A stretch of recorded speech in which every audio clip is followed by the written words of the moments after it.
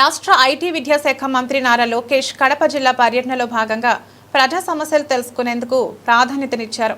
మంగళవారం కమలాపురం నియోజకవర్గంలోని బుగ్గలేటిపల్లి క్యాంపు కార్యాలయంలో 69వ రోజు ప్రజా దర్బార్ నిర్వహించారు. ఈ కార్యక్రమానికి ప్రజలు, పార్టీ నాయకులు, కార్యకర్తలు పెద్ద సంఖ్యలో తరలివచ్చి తమ సమస్యలను మంత్రి దృష్టికి తీసుకెళ్లారు.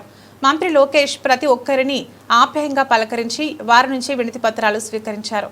ప్రజా దర్బార్లో పలు కీలక సమస్యలు మంత్రి దృష్టికి వచ్చాయి. కమలాపురం నియోజకవర్గం సీకేదిన్నె మండలం ఇప్పపెంట గ్రామానికి చెందిన 45 గిరిజన కుటుంబాలు తమను ఆదుకోవాలని మంత్రిని కోరాయి.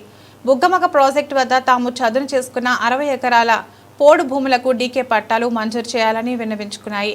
అలాగే కడప పోరుమామిళ్ల రహదారిలో సిద్ధవటం పెన్నా నదిపై బ్రిడ్జి నిర్మించాలన్న తమ చిరకాల కోరికను నెరవేర్చాలని ఎస్ మోహన్ రెడ్డి అనే వ్యక్తి మంత్రికి విజ్ఞప్తి చేశారు.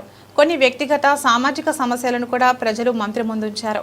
2008లో ఏపీఐఐసి సేకరించిన తమ భూమికి ఇంతవరకు నష్టపరిహారం అందలేదని కొప్పర్తి గ్రామానికి చెందిన చమిట్రెడ్డి జనార్దన్ రెడ్డి వాపోయారు. కడప నగరంలోని రజక కుటుంబాలకు పక్కా ఇళ్లు నిర్మించి ఇవ్వాలని అక్కాయిపల్లె రజక సేవా సంఘం ప్రతినిధులు కోరారు. మరోవైపు మండల స్థాయిలో పనిచేస్తున్న కంప్యూటర్ ఆపరేటర్లకు రాష్ట్రీయ గ్రామ స్వరాజ్ అభియాన్ ద్వారా జీతాలు చెల్లించాలని పంచాయతీరాజ్ మండల లెవెల్ కంప్యూటర్ ఆపరేటర్స్ అసోసియేషన్ ప్రతినిధులు విజ్ఞప్తి చేశారు.